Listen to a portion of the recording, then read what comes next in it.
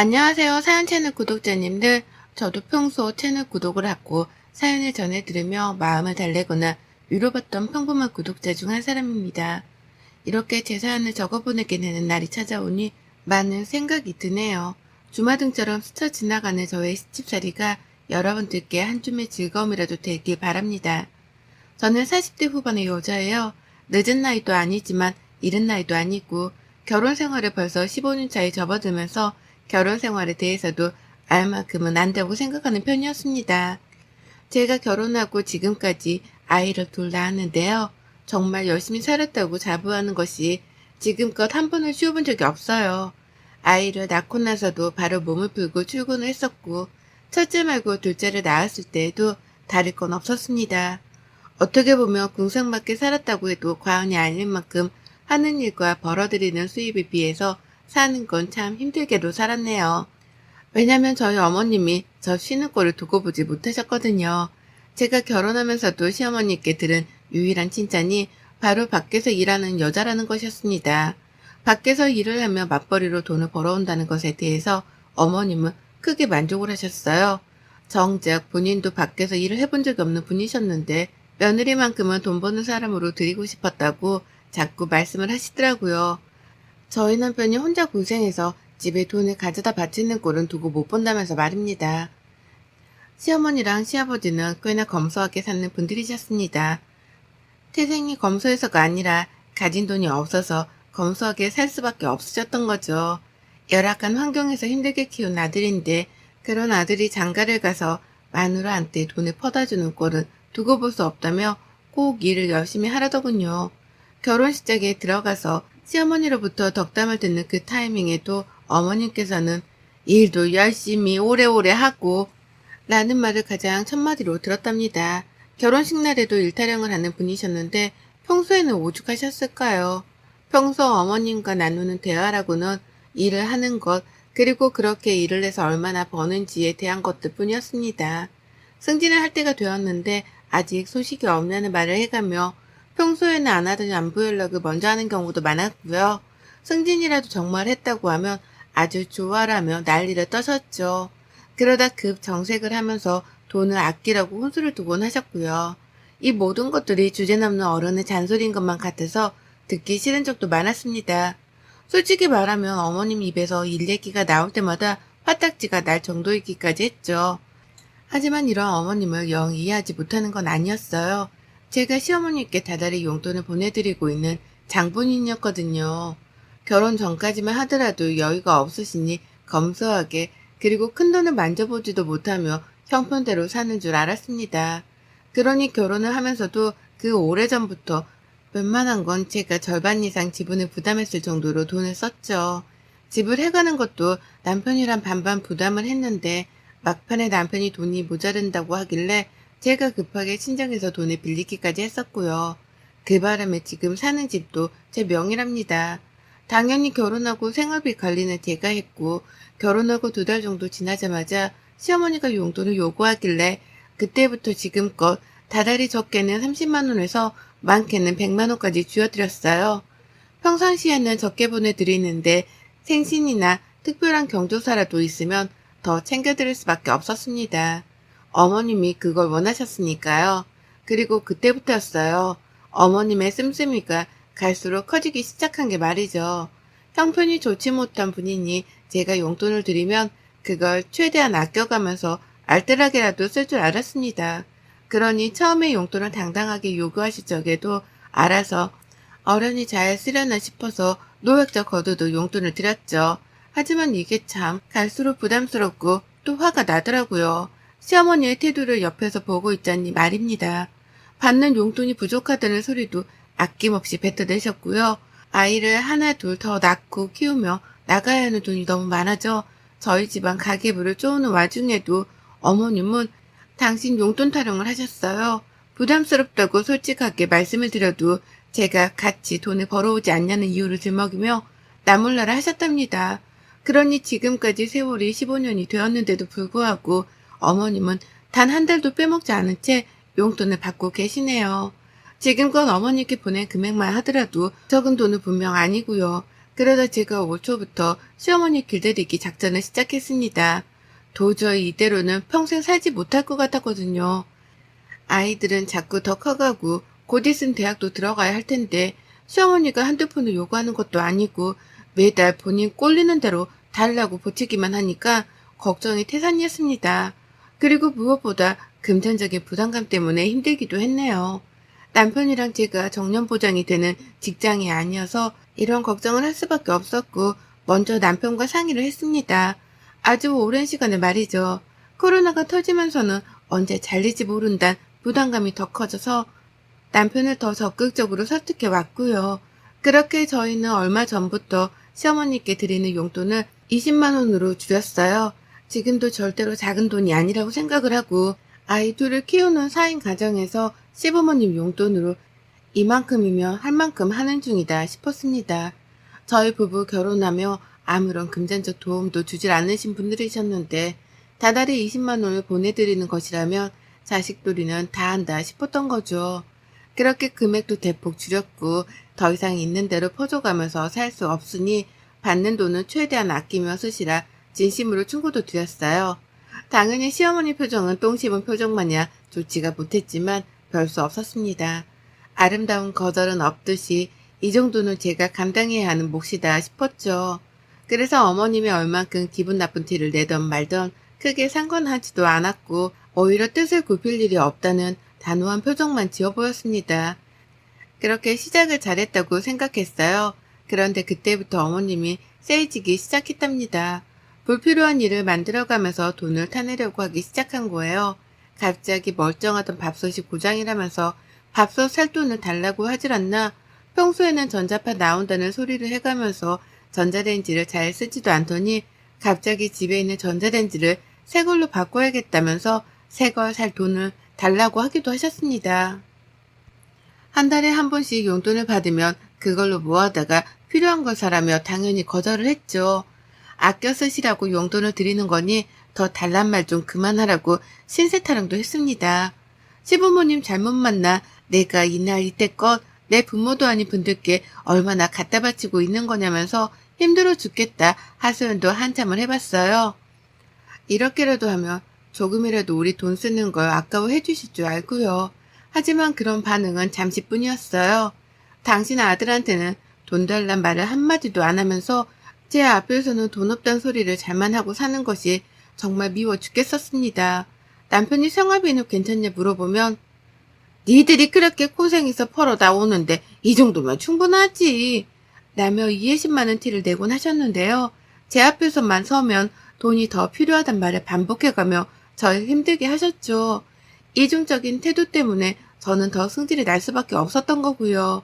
하지만 얼마 전 어머님의 생신날이 찾아왔을 때 제가 큰 실수를 범하고 말았습니다. 어머님이 어떤 분이신 줄을 안다면 생신 때에도 그냥 어영부영 넘어갔어야 했는데 제가 실수를 하고 오지랖을 부린다면서 어머님께 선물을 사드리겠다고 해버리고 만 것이었죠. 제 딴에는 어머님이 그간 저한테서 도무대로 쓸소리를 많이 들으셨기 때문에 적어도 생신 때만큼은 사고 싶은 걸 사게 해드리고 싶었습니다. 1년에 한 번이었고 용돈을 줄이는 처음 맞이하는 생신이었으니까요. 평소에 살 돈이 필요하다면서 꺼내셨던 제품들이 커피포트, 에어프라이기 같은 것들이었기 때문에 저렴한 걸로 시부모님께서 쓰실 용도로 10만원에서 많게는 15만원으로 가격을 잡았습니다. 그리고는 당연히 어머님이 그중 하나를 사겠다 하실 줄 알고는 사고 싶은 걸 사드리겠다고 말씀드렸죠. 바로 며칠 전에도 에어프라이기 타령을 하셨던 분이셨기에 말이죠. 그리고는 어머님 생신 전날 타이밍이 좋게 주말이어서 제가 어머님 댁으로 갔어요. 그리고는 같이 선물을 사러 나갔습니다. 돈을 보내드리려 했는데 어머님이 혹시나 돈을 따블로 부를까 싶었던 마음에 제가 직접 찾아가 결제를 할 참이었습니다. 그렇게 같이 집을 나섰는데 제가 차가 없는데 어머님이 택시 타령을 하더라고요. 너무 힘들어서 지하철로는 이동을 못한다고 말이죠. 처음엔 욱했으나 일단 참았습니다. 그리고는 알겠다고 하고 같이 택시를 탔는데 글쎄 종로를 부르시는 거예요. 그 먼 강동구에서 종로를 말입니다. 택시비가 벌써 후덜덜하게 나오는 와중이었고 제 마음은 이미 너덜너덜해졌어요. 종로로는 뭐 때문에 가려고 하나 싶어서 혹 그 주변에 있는 무슨 시장이라도 가는 줄 알았습니다. 근데요, 어머님이 저를 엄한 곳으로 이끌더라고요. 보석 상점이 가득한 거리로 말입니다. 저도 처녀 시절에 그 주변에서 영어학원을 다니면서 보석 상점이 많다는 걸 알고 있었습니다. 자꾸만 그 거리로 저를 데려가려는 듯이 택시 기사님을 향해서 기사님 저쪽으로 더 가서 내려주세요 라고 하길래 진짜 이러다 보석 하나를 사달라고 하는 것이 아닐까 싶어 긴장이 되었네요. 그리고 급기야 보석 상점 앞에서 보란듯이 여기에요 라고 대답을 하시는 순간 속으로 얼마나 똥줄이 탔는지 모릅니다. 가지고 싶은 걸 사드리겠다고 한 그 말 실수 한마디 때문에 어머님이 나를 보석 상점으로까지 이끄셨구나 싶어 뒷골이 부진장 땡겼죠. 그리고 그날 저는 당당하게 보석 상점 안으로 들어가서 자신이 집에서 챙겨나온 금을 꺼내드는 시어머니를 지켜만 봤습니다. 어머님은 집에서 챙겨온 아주 조그마한 금반지를 꺼내들더니 그거랑 다른 금을 같이 녹여서 새로운 반지 하나를 만들어달라 요구하더라고요. 미리 조사라도 해온 건지 저는 뭐가 뭔지 하나도 모르겠는데 어머님은 디자인까지 미리 핸드폰으로 사진까지 찍어뒀던 걸 직원에게 보여주며 주문을 했어요. 순식간에 디자인 상의가 완성이 되었고 저는 그날 무려 109만 원어치를 결제하고 말았습니다. 살떨리는 상태로 카드를 내밀었고 6개월치 할부로 결제를 하는데 저도 모르게 제 옆에서 다른 반지를 구경하던 시어머니의 뒤통수를 째려보게 되더라고요. 당연히 부담스러워서 100만 원이요? 라며 거절의 뉘앙스도 대놓고 뱉어냈지만 어머님은 듣질 않으셨고 원하는 거 다 사주겠다더니만 라며 오히려 치사하단 말씀을 하셨어요. 앞에서 직원까지 나서서는 시어머니가 대접을 잘 못 받으시네 어쩌네 하며 어머니 편을 드니까 저는 분위기에 휩쓸려 등신 호구같이 그걸 결제해버리고 만 것이었습니다. 가게를 나오며 바람이 꽤 차가웠거든요. 근데 전 피부보다도 제 심장이 더 차갑게 얼어붙는 것 같았어요. 더욱이 고맙다는 말조차 까먹은 건지 집으로 돌아가는 길조차 당당하게 택시를 잡았다는 어머님을 보며 저는 이를 바득바득 갈았답니다. 내가 지금 호구처럼 잡혀서 시어머니께 돈을 홀라당 뜯겼다는 걸 그제서야 인지했기 때문이었죠.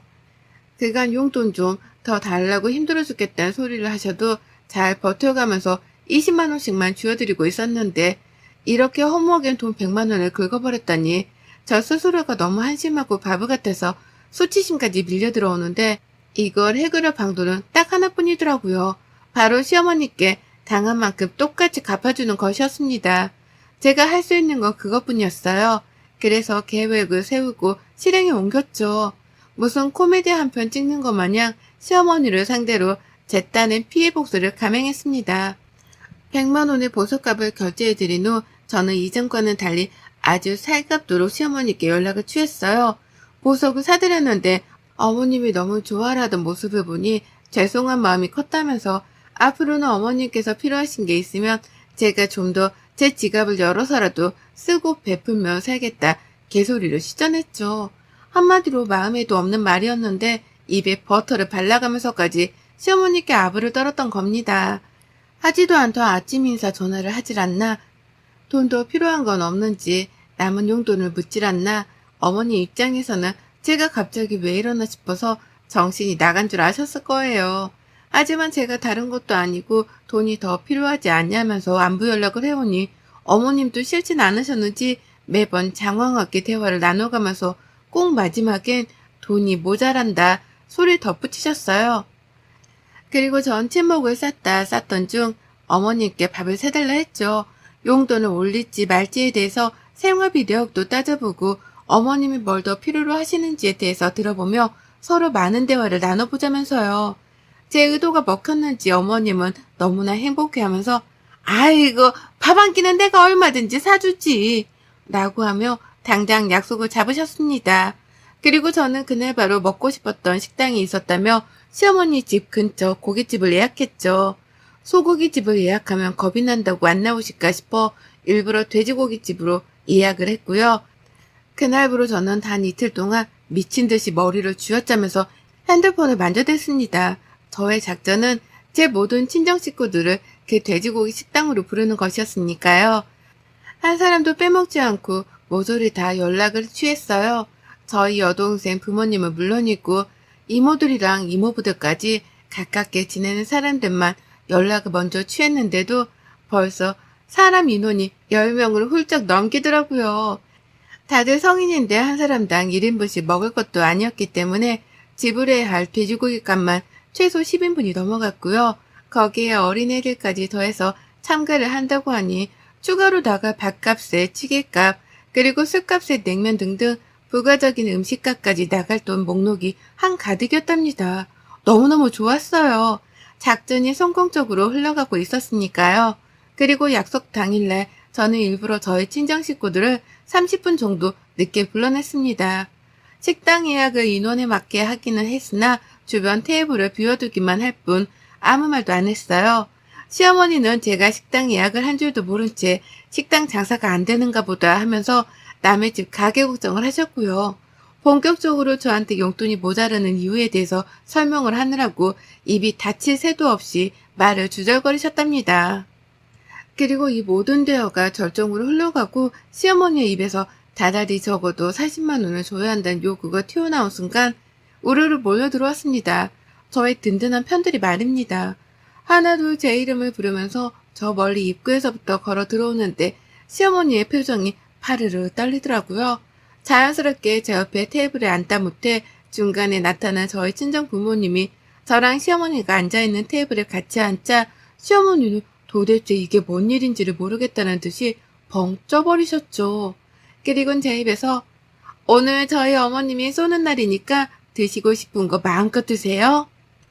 나는 폭탄 선언을 듣자마자 놀란 가슴을 진정시킨다며 화장실로 주랭랑을 쳐버렸답니다.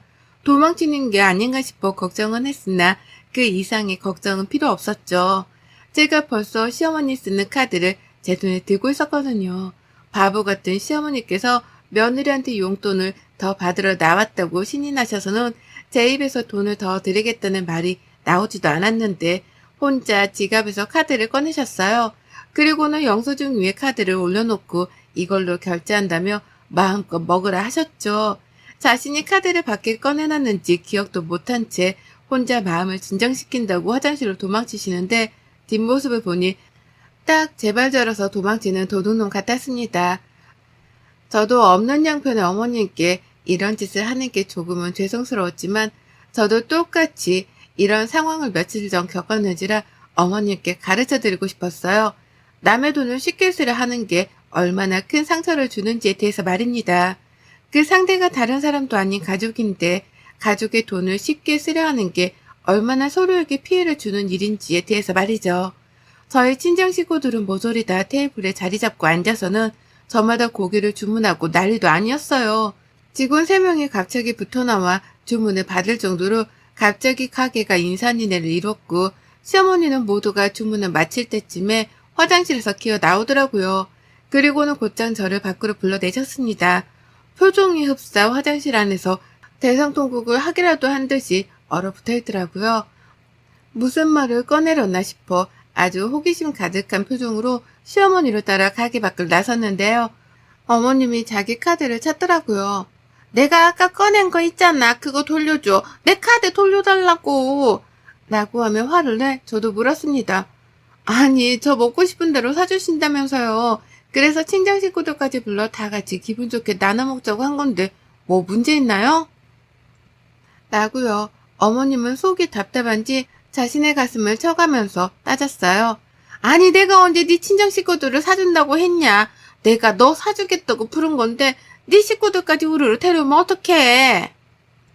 라고요. 하지만 저도 당당하게 말대답을 하며 시어머니 화를 더욱 돋구었습니다. 그럼 어머님은요? 제가 언제 어머님께 강동구에서 종로까지 왕복으로 택시비를 쏴드린다고 했어요? 제가 어제 어머님 생신 선물로 그달 용돈에 이어 100만 원짜리 반지까지 사드린다고 했어요. 서로 다 힘들게 열심히 아껴가며 사는 줄 뻔히 하면서 먼저 돈 100만 원 지르며 사치를 저지른 건 어머님이시잖아요. 라고 하면서 울컥하다 못해 열불이 나서 남의 가게 앞에서 소리를 질러가며 질책을 했어요. 왜 너는 하는 짓을 나는 하면 안 되냐는 태도로 억울해 죽겠다면서 말이죠. 카드는 못 돌려주고 약속하신 대로 밥 사주라는 말을 남기고 식당으로 들어왔습니다. 어디 한번 억울하면 따라 들어와 따져 묻기라도 하란 자세로 말입니다. 하지만 어머님은 절대로 식당 안에 들어오지 못하셨답니다. 저희 친정 식구들이 득실득실한 그 식당 안으로 절대 한 발자국도 들어오지 못하셨어요. 제가 본인의 카드로 고깃값을 결제하는 꼴을 밖에서 손 놓고 지켜볼 수밖에 없으셨던 거죠. 그리고 전 저희 친정 식구들과 함께 시어머니 욕을 신랄하게 까면서 그날 돼지고기집에서 무려 130만 원을 결제했답니다. 결제를 하자마자 문자가 어머니께로 날아간 건지 어머님이 저한테 직접 문자를 보내오셨어요. 자기 카드를 들고 와달라고 하더라고요. 더 쓰지 말고 그대로 곧장 집으로 갖다 놔주라고 말입니다. 하지만 저는 경비가 아까우니 필요하면 어머님이 들고 가시라는 말을 남긴 채 곧장 어머님 카드를 저희 집으로 가지고 갔답니다. 이렇게 저는 시어머니가 한 것처럼 똑같이 20만 원이 좀 더 넘는 금액을 더 써가면서 시어머니께 같은 방식으로 복수를 해냈고 성공적으로 끝이 났답니다. 저희 어머님은 100만 원 긁은 거 가지고서 130만 원으로 갚아내는 저의 능력의 감탄과 두려움을 느낀 건지 그날부로 쭉 자신의 용돈에 대해 입을 아끼셨습니다. 당장 20만 원이라도 받고 있는 것에 만족을 해야 한다는 걸 이제서야 깨우친 것이었죠. 그 덕에 저도 시어머니한테 더는 돈 빨려나갈 걱정을 잠시라도 접어둘 수 있게 되었답니다. 정말 지긋지긋했는데 이제서야 시어머니의 그 입을 다물게 해드릴 수 있게 되었네요. 더는 어머님이 멀쩡한 가전제품을 새로 사야겠다 하면서 주접더는 연락도 하지도 않고 계시고요. 저한테 함부로 돈을 달라 했다간 그 배로 자신의 돈을 써야 할지 모른다는 부담감 때문인 건지 시어머니는 결혼 이래 최초이자 가장 오래도록 저에게로부터 멀리 거리를 두고 계시답니다. 어색했던 결혼 초에도 용돈 달라는 문제로는 꼭 주기적인 연락을 먼저 하셨는데요. 이젠 생각을 달리 하기 시작한 건지 침묵을 택하기 시작하셨어요. 덕분에 저의 마음은 어머님의 목소리를 듣지 않게 되어 그 어느 때보다 평온한 상태랍니다. 진작에 돈 가지고 어머님을 겁줬어야 했는데 결혼 15년 차인 이제서야 일이 복수를 감행해본 저를 반성하면서 앞으로는 덜 소심해하며 더 대담하게 시어머니를 다뤄야겠다 맹세했네요. 어머님 덕분에 그날 저희 친정 식구들은 뱃속에 기름칠 해가며 잘 먹었습니다. 저희 부모님께서도 안부 인사 전해달라 하는데 이 자리를 빌어 모두의 앞에서 감사 인사를 전해드려요. 덕분에 고기 잘 먹었습니다. 여러분의 생각은 댓글로 남겨주세요. 오늘도 시청해 주셔서 정말 감사합니다.